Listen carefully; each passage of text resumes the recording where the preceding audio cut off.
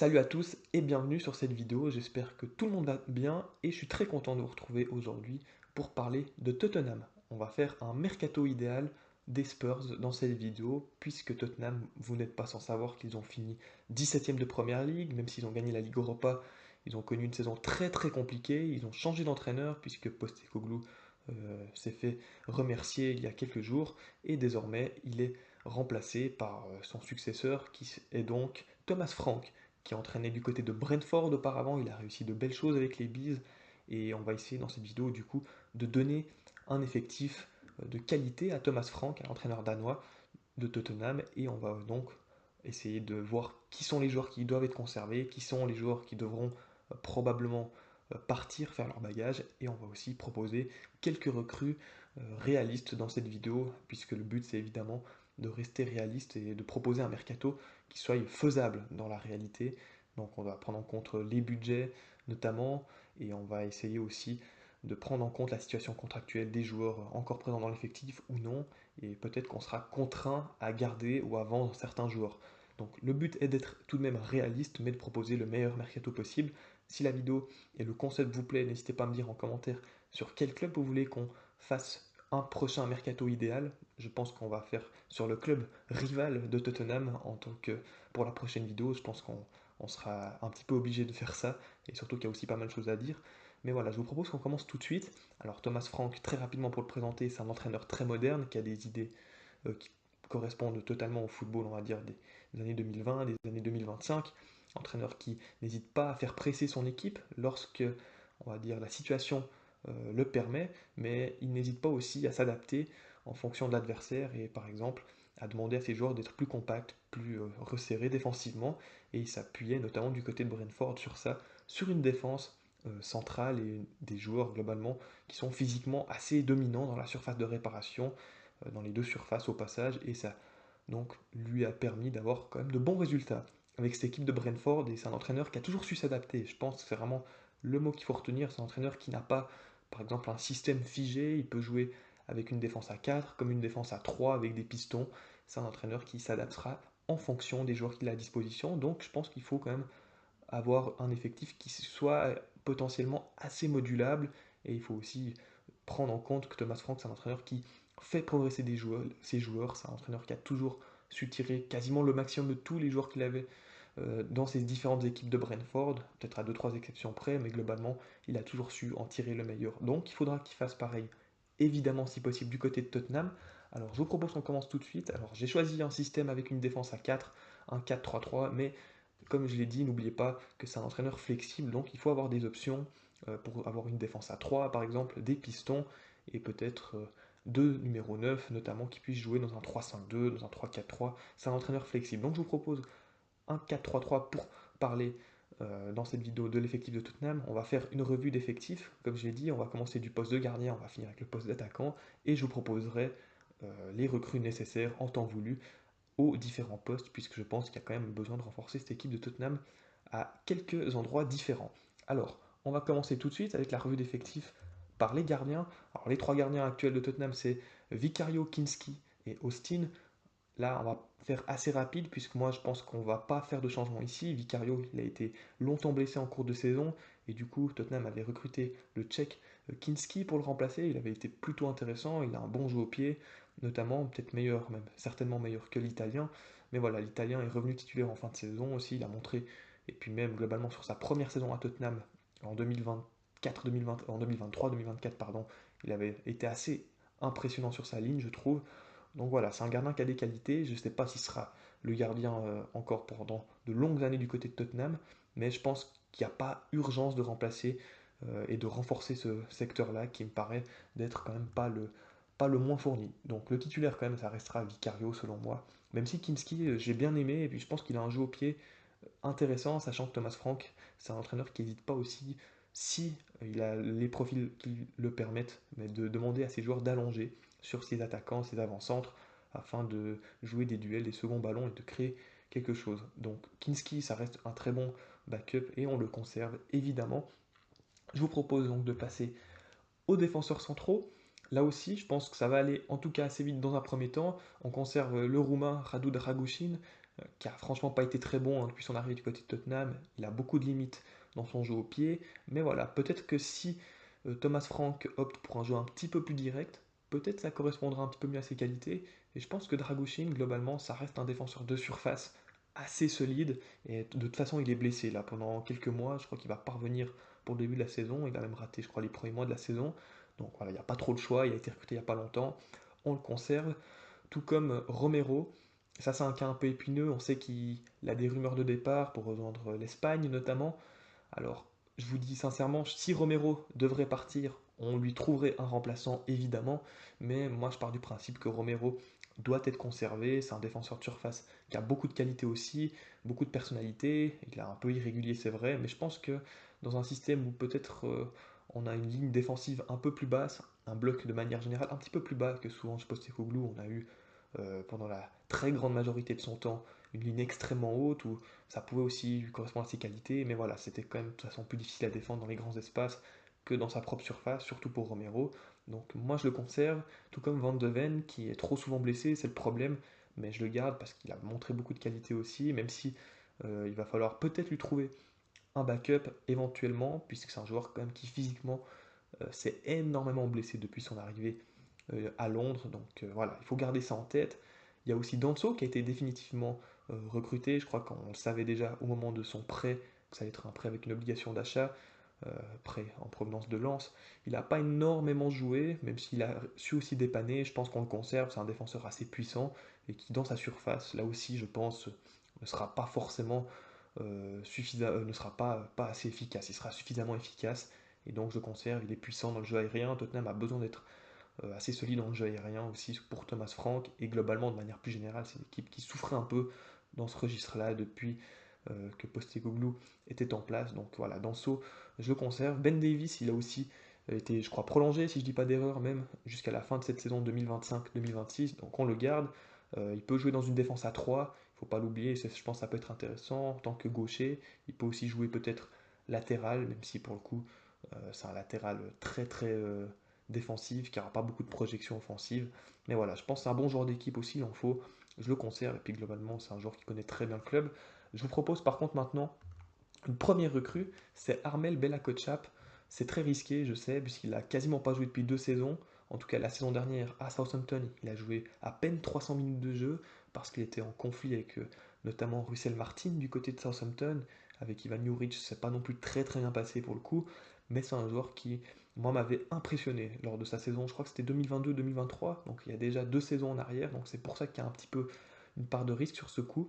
Mais voilà, Armel Bella-Kotchap, c'est un défenseur de 23 ans allemand qui est un droitier, défenseur central droitier, mais qui a montré d'énormes qualités, je trouve, la première saison du côté de Southampton, lors de sa saison 2022-2023.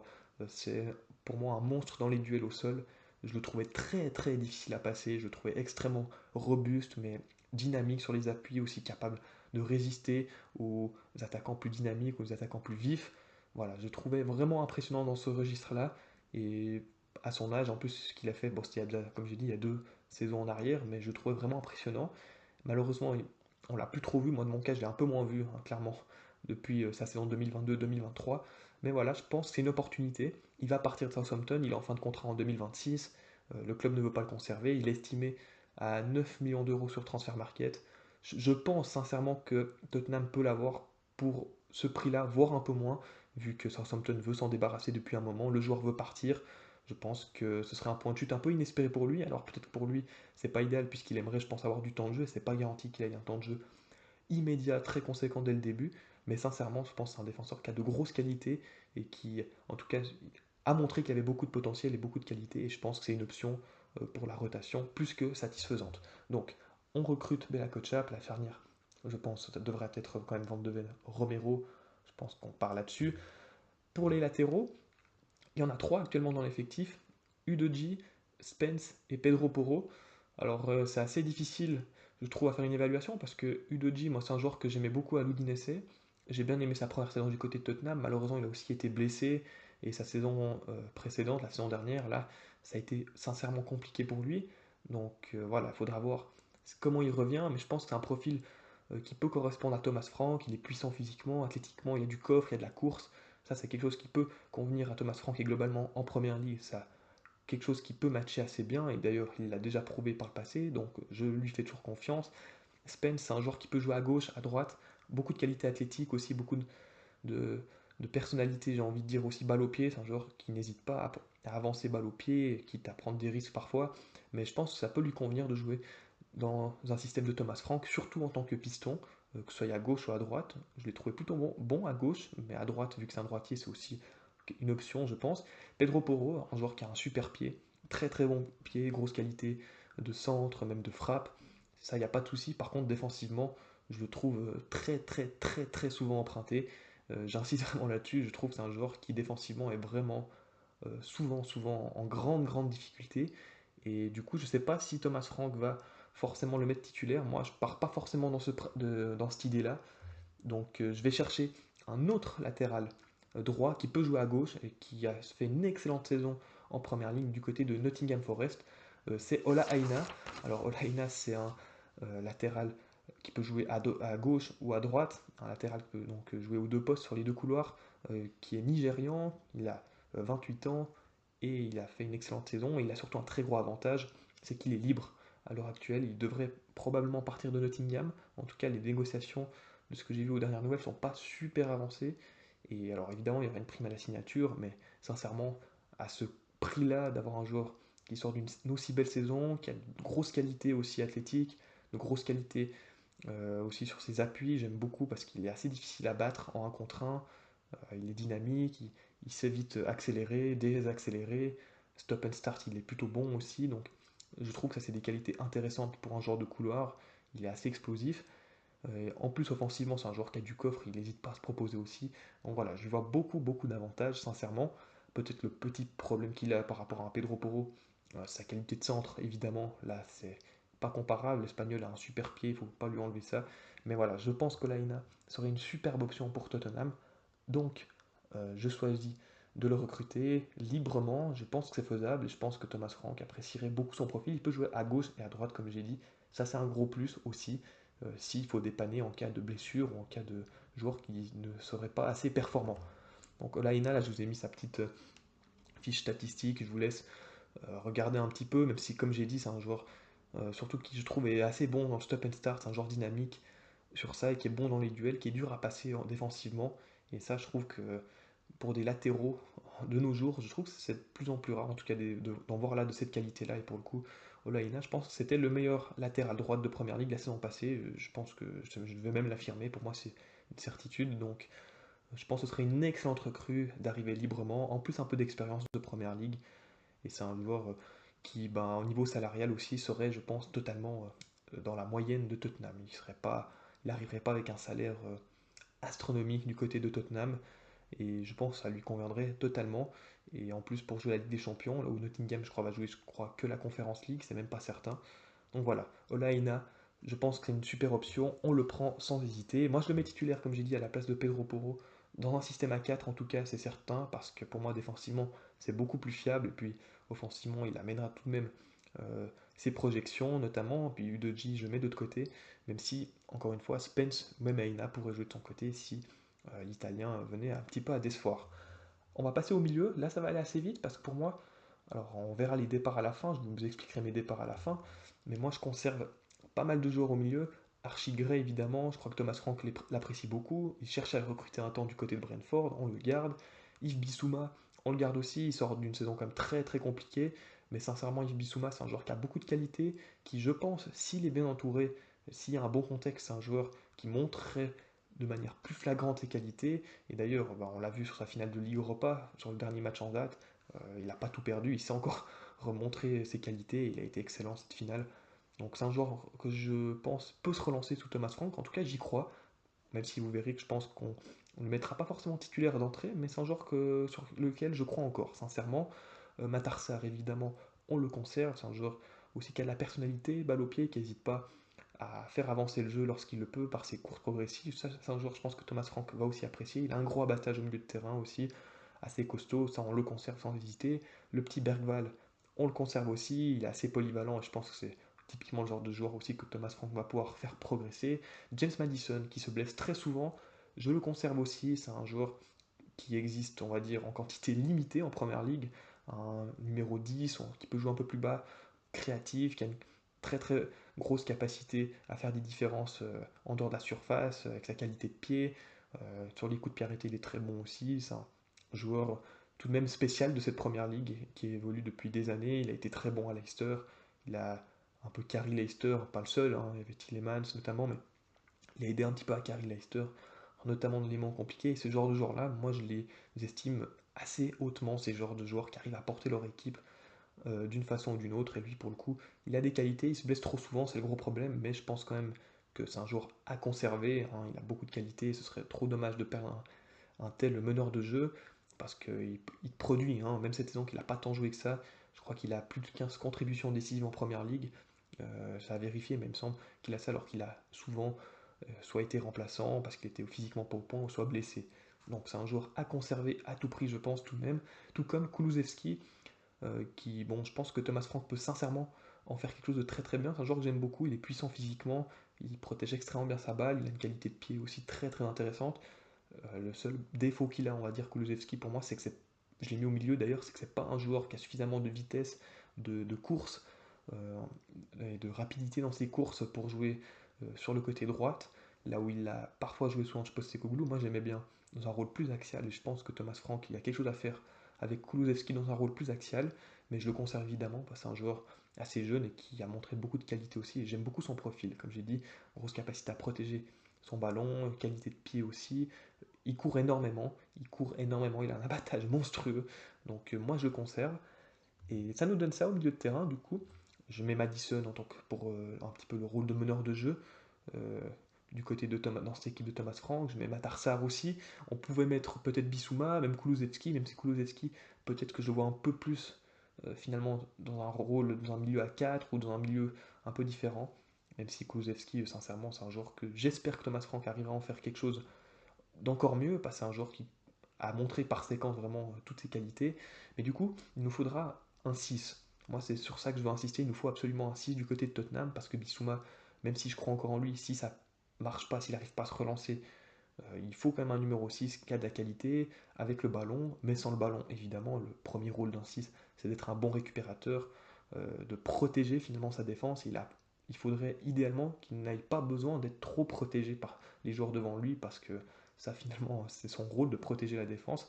Et pour ça, j'ai pensé à Enzo Barrenechea, désolé si je le prononce mal, l'Argentin, qui appartient à Aston Villa. Il a été prêté à Valence la saison dernière. Il a fait une très belle saison du côté de Valence.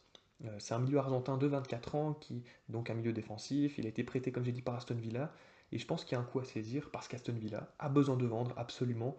C'est une équipe qui, par rapport au fair play financier anglais, et a pas beaucoup de marge de manœuvre, et ils devraient normalement essayer de renflouer leur caisse assez rapidement pour avoir un peu une marge de manœuvre sur le mercato. Sinon, ils vont pas pouvoir trop recruter cette équipe d'Aston Villa. Donc je pense qu'il y a un coup à jouer. En plus, je crois que Unai Emery a déclaré qu'il ne comptait pas forcément sur lui la saison prochaine, ce que je trouve étonnant parce que c'est un joueur qui a de très très grosses qualités et qui est un peu sous-estimé. Donc il est grand. Je vous mets aussi sa petite charte statistique, en guillemets, sa petite roue de stats, là, si vous voulez voir, même si moi, c'est pas quelque chose qui m'intéresse toujours énormément, mais je vous la mets tout de même. C'est un joueur qui est grand, 1,86 m, il est fort dans les duels, que ce soit au sol et aux airs, ça, je pense, c'est très important, en première ligue notamment, et il a montré à plusieurs reprises cette saison que c'est un joueur qui gagne des duels en Liga, c'est peut-être pas le championnat plus physique, mais je pense qu'il arrive à le faire en première ligue, il a des grandes jambes, il est grand, et ça, je pense, que ce type de profil-là a déjà un petit avantage sur les autres profils pour le coup. C'est un joueur qui résiste assez bien à la pression également, il arrive à casser des lignes par ses passes. Moi j'aime bien euh, voir les repères techniques qu'ont les différents joueurs afin de juger si c'est un joueur de haut niveau ou peut-être un petit peu moins. Moi je pense qu'il a beaucoup de choses qui montrent dans ses repères techniques finalement que c'est un joueur de qualité. Alors il a tout simplement dans ses passes, déjà je pense que c'est intéressant de voir la vitesse à laquelle le ballon se déplace. Je trouve qu'il a toujours une vitesse adéquate à ce que le jeu demande, de manière très très globale, peut-être pas tout le temps, mais c'est impossible tout le temps, mais de manière globale où il est plutôt très bon là-dessus. Je dirais aussi qu'il arrive à bien doser ses passes, du coup c'est un peu à la vitesse à laquelle se déplace le ballon, bref. Mais sinon il arrive aussi à juger si la passe doit être tentée, si elle vaut le coup d'être tentée, quitte à perdre le ballon ou non. Il a une intelligence de jeu pardon, qui est, je pense, assez au-dessus de la moyenne, et ça c'est plutôt intéressant. Il y a une passe décisive qu'il a faite, contre Valladolid. Je vous mettrai les images si je les retrouve, où j'aime bien parce qu'on voit qu'il bloque sa cheville, c'est une longue transversale, il a une qualité de jeu long qui est très intéressante. Ça aussi, il a passing range, un petit peu qu'on appelle en anglais, qui est plus qu'intéressante. Et ça, je trouve que c'est quelque chose d'un peu sous-estimé. Il arrive à faire avancer le jeu via du jeu long, précis en plus, de manière générale, et souvent bien senti. Donc, moi, c'est quelque chose que j'aime bien. Donc, ses changements de jeu, son jeu long aussi. Et c'est pour ça que je le recrutais. Je pense qu'à 10 millions, Tottenham peut se l'offrir. Et ça devrait tourner dans ces eaux-là. Comme j'ai dit, Villa doit vendre. Et il est estimé à 10 millions d'euros seulement sur Transfer Market. Je pense que c'est une vraie opportunité à saisir. Et je pense qu'il a tout à fait la qualité pour jouer dans cette équipe de Thomas Frank. Donc moi, je saisis l'opportunité et je le prendrai. On passe aux attaquants maintenant. Il y a pas mal de choses à dire aussi. Alors, au niveau des ailiers, en premier, Odebert, je le conserve. Il a été blessé quasiment toute la saison 2024-2025. C'est un joueur que, sur le peu qu'on a vu, j'aimais bien. Très dynamique, assez percutant. Pas mal de personnalité balle au pied. Il y a de la promesse. Probablement pas assez pour débuter titulaire tout de suite en première ligue, mais il peut progresser avec Thomas Frank, je le conserve. Tout comme Brennan Johnson, un joueur qui, ma foi, est pas toujours le plus esthétiquement parlant le plus incroyable. C'est un joueur qui tape pas forcément dans l'œil, mais c'est un joueur par contre qui a capacité à se montrer décisif. Le nombre de buts qu'il marque de manière similaire en attaquant le second poteau, c'est assez dingue. C'est un joueur qui, ma foi, sait très bien se placer, donc il a une qualité qui peut sembler assez banale, mais il a vraiment, on va dire, un niveau plus cette qualité, c'est de se placer au second poteau, d'attaquer la surface de réparation, de toujours en fait sentir les coups, un petit peu en mode renard, mais un petit peu en venant de l'extérieur. Donc je le conserve également, Brennan Johnson. De toute façon, il a coûté trop cher et je pense qu'il n'y a pas tant de clubs qui seraient intéressés pour le racheter immédiatement. Tout comme le petit Moore que je conserve, malheureusement je crois qu'il s'est blessé à l'Euro Espoir. J'ai vu une image, ça fait un peu froid dans le dos. J'espère pour lui qu'il sera apte cette saison, c'est pas sûr. Je choisis de le conserver tout de même parce qu'il a montré des choses intéressantes. S'il ne devrait pas assez jouer, évidemment qu'on chercherait une solution pour le prêter, ça me paraît assez évident. On a aussi une officialisation d'achat qui a été annoncée, c'est celle de Matistel, donc on le prend en compte dans notre mercato. Lui, c'est une trentaine de millions d'euros, un peu plus, entre 30 et 40, je crois 35 environ, à vérifier, mais c'est un joueur qui a montré des qualités et qui a des qualités évidentes pour moi, même si je pense qu'il n'a pas encore montré son plein potentiel du côté de Tottenham. On va dire qu'il n'était pas dans une structure collective qui pouvait l'aider à se mettre en avant. Je crois beaucoup en Thomas Frank pour le développer. Il peut jouer sur l'aile, il peut jouer en tant que numéro 9, même si je pense que je le préférais dans une attaque à 2 que tout seul, lui pour le coup. Et puis je pense que sur l'aile, il a aussi des choses intéressantes à prouver, à montrer. Il a une grosse marge de progression, évidemment, mais c'est un joueur qui a de la percussion, qui a surtout de la personnalité balle au pied, je pense que c'est important. Il n'hésite pas à tenter, tenter, tenter, même s'il n'arrive pas. Et voilà, c'est un joueur qui, moi, je pense, a une grosse marge de progression, comme j'ai dit, parce qu'il a des qualités évidentes. Mais voilà, je crois beaucoup en Thomas Frank pour le développer, et du coup, je le conserve, et de toute façon, il a été conservé de manière officielle par Tottenham. Donc on n'a pas le choix, mais je pense que c'est pas une mauvaise décision, c'est plutôt un bon choix, surtout à ce prix-là, pour un joueur qui a une grosse marge de progression et qui a un potentiel vraiment intéressant. Je pense que c'est une très bonne chose. Un autre ailier qu'on va chercher, c'est le dossier peut-être du mercato, c'est l'ailier droit.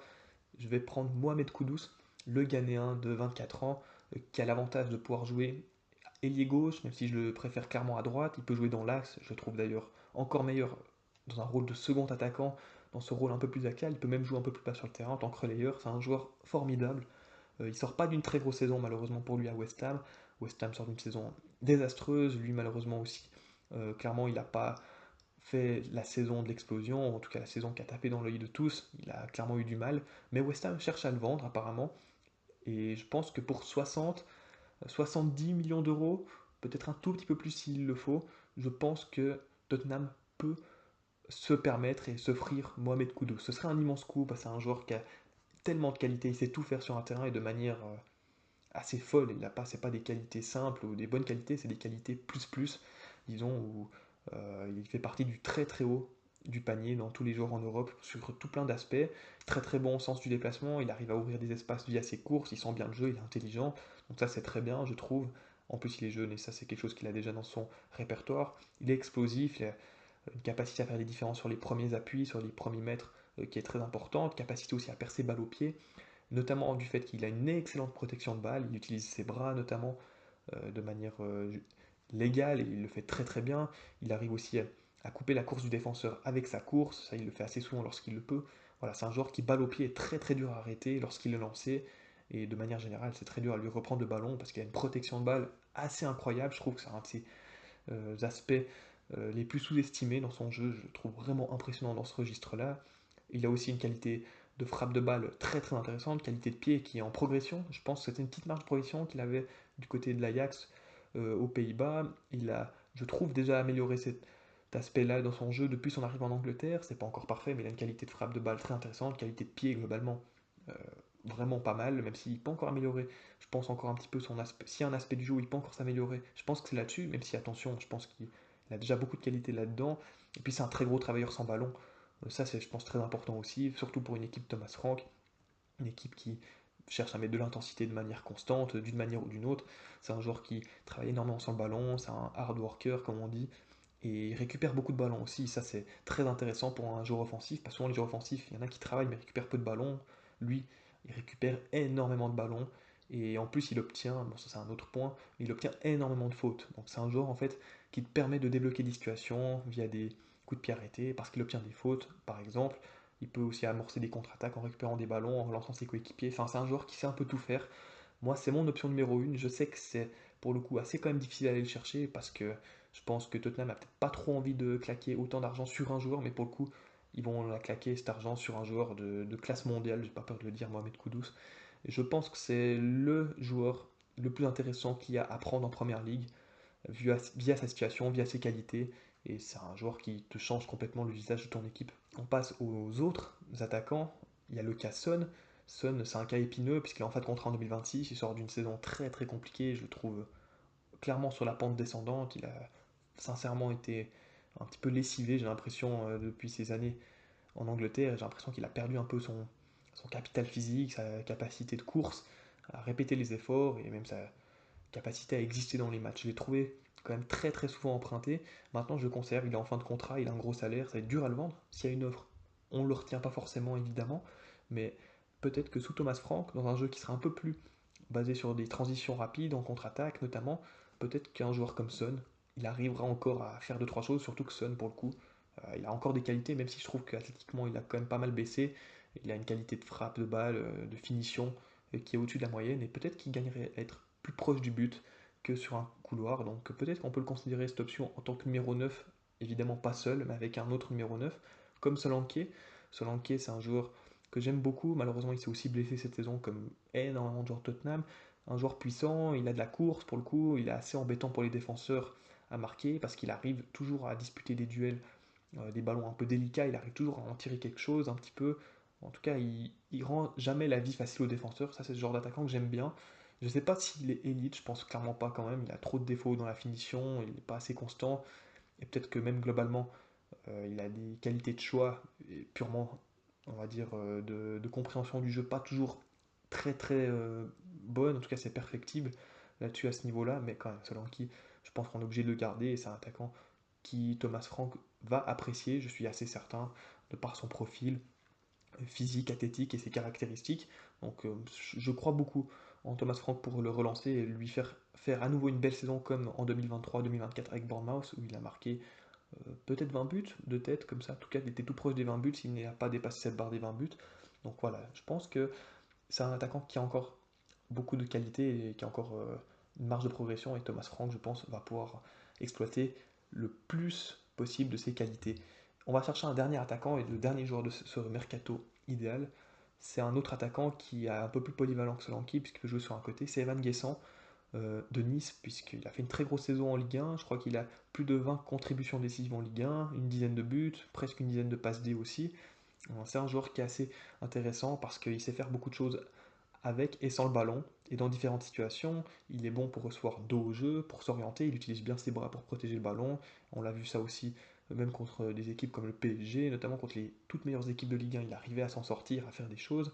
Il est dynamique dans la surface de réparation, c'est un attaquant qui est souvent, voire toujours en mouvement, et ça je trouve intéressant. Il peut aussi, comme j'ai expliqué, jouer sur un côté, percuter, il a la vitesse, il a la puissance pour aussi, et puis il gagne des duels aériens, ça je pense c'est un des fondamentaux pour jouer au poste de numéro 9 en première ligue, en tout cas si tu joues tout seul devant. Et pour le coup, je pense qu'Evan Guessant, c'est une super option pour être peut-être soit le remplaçant de Solanke, soit jouer dans une association à deux devant, ou soit même être le titulaire si Solanke déçoit un peu trop. Je pense qu'Evan Guessant, c'est vraiment un remplaçant ou un joker de luxe, mais qui peut être même un titulaire. Et pour le coup, son prix devrait être, je pense, allez, maximum 40 millions d'euros.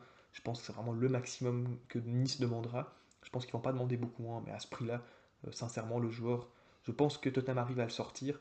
Et pour le coup, je le vois très très Thomas Frank compatible de par ses qualités. Il a encore une grosse marge de progression, je pense, mais il a déjà montré de très belles choses cette saison en Ligue 1. Il a commencé à progresser de manière fulgurante. Cette saison en Ligue 1, il a vraiment, on va dire, un peu confirmé les qualités qu'on lui avait entrevues auparavant, mais il a encore une marge de progression pour aller plus haut. Et du coup, moi, je pense que c'est intéressant de le conserver. En plus, que je n'ai pas évoqué, mais c'est un joueur qui sent ballon et généreux dans les efforts défensifs, offensifs. Un joueur qui a de la course, du volume. Et donc, du coup, ça, je pense, c'est toujours une chose globalement très très intéressante et nécessaire, j'ai envie de dire, pour cette équipe de Tottenham. Donc voilà l'effectif final, le bilan des arrivées, le montant il est un peu approximatif, mais ça devrait tourner autour de là. On a Bella Kotchap qui arriverait, c'est un peu un pari. Olaina, pour le coup, je pense que c'est un peu un no-brainer, il faut vraiment foncer dessus. Enzo Barrenetxea, en tant que sentinelle, je pense que c'est vraiment une super opportunité. Via la situation d'Aston Villa et les qualités du joueur. Kudus, c'est un peu le gros coup, mais qui est à faire pour moi, qui n'est pas infaisable. Et puis Evan Guessant, là aussi, qui est une recrue qui apporterait, je pense, beaucoup à Tottenham et qui changerait quand même de manière générale. Si on fait Kudus et Guessant et que tu ajoutes à ça les autres joueurs de l'attaque, le secteur offensif, sincèrement, il a une allure plutôt très intéressante et je pense qu'il y a pas mal d'équipes qui aimeraient avoir ça. Au niveau des départs, j'en ai pas parlé, mais Rodrigo Betancourt, on s'en sépare. Pour moi, il est trop souvent blessé et il n'apporte pas beaucoup. En plus, c'est un gros salaire de Tottenham, un des plus gros salaires de l'effectif actuel. Brian Hill, qui revient de près d'Espagne, je pense que son aventure à Tottenham depuis le temps qu'il est à Tottenham et qu'il est prêté, qu'il n'a jamais su s'imposer, il faut tourner la page. Manor Solomon a été plutôt bon en Championship avec Leeds, je pense qu'on peut s'en séparer aussi tout de même. Et puis Richarlison, je suis un peu embêté, c'est un joueur que j'aime plutôt bien, c'est bizarre de dire ça, mais j'aime plutôt bien ses qualités et son profil même. Mais le problème c'est qu'il est souvent blessé aussi et que physiquement, malheureusement, il a un peu perdu ses jambes, j'ai envie de dire, il peut de moins en moins courir alors que c'était quand même une part essentielle de son jeu. C'est dommage parce que c'est un joueur qui a un super jeu de tête, très très sous-estimé, qui a aussi une qualité de frappe de balle, je trouve, assez intéressante. Mais voilà, je pense que Richarlison, malheureusement, tout de même, il est un peu sur la fin aussi à Tottenham, il a trop de blessures, et puis globalement, il n'est pas assez fiable physiquement, il ne peut pas enchaîner les matchs, et ça se voit. Il y a aussi les prêts que j'ai pas évoqués. On a le petit Vuskovic qui a été recruté l'hiver dernier, qu'il faut prêter, je pense. En tout cas, c'est des joueurs que je connais pas assez. Pour le coup, je vais être honnête sur les prêts. C'est des joueurs que je connais pas assez, donc je les ai mis en prêt. Peut-être qu'ils auront leur chance en pré-saison, sûrement, et peut-être qu'ils seront bons.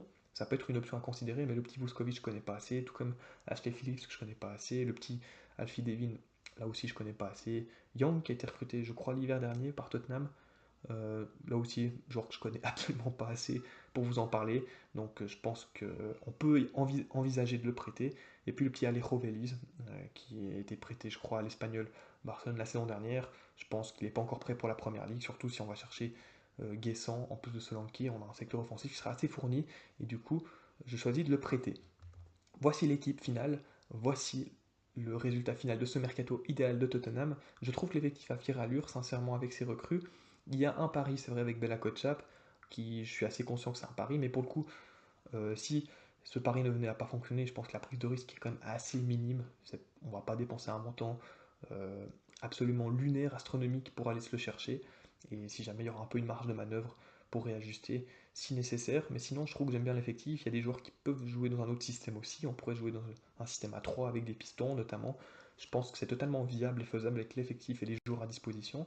Et globalement, je pense que si Tottenham a cet effectif-là pour la saison 2025-2026, ils ne vont pas gagner la première ligue, je pense, mais ils seront très compétitifs de nouveau. Et en tout cas, je pense de manière, on peut presque le garantir, ils vont lutter pour une place européenne et probablement obtenir une place européenne via cet effectif. J'espère que la vidéo vous aura plu. Moi, je vous dis à très très vite. Cette longue vidéo, je m'excuse si c'était trop long. N'hésitez pas à me dire si c'était trop long et trop pénible peut-être à suivre. Mais moi, c'est une vidéo que j'ai pris beaucoup de plaisir à faire. Beaucoup de travail, mais beaucoup de plaisir. Je pense qu'on va refaire l'expérience sur, comme j'ai dit, le club rival de Tottenham, Arsenal, dans une prochaine vidéo, assez rapidement. Et donc, n'hésitez pas à me dire en commentaire votre mercato idéal. À noter ce mercato que j'ai fait aussi. Donnez-moi une note si vous trouvez que c'est un bon mercato ou pas. Et moi, je vous dis à très très vite pour une prochaine vidéo. À bientôt.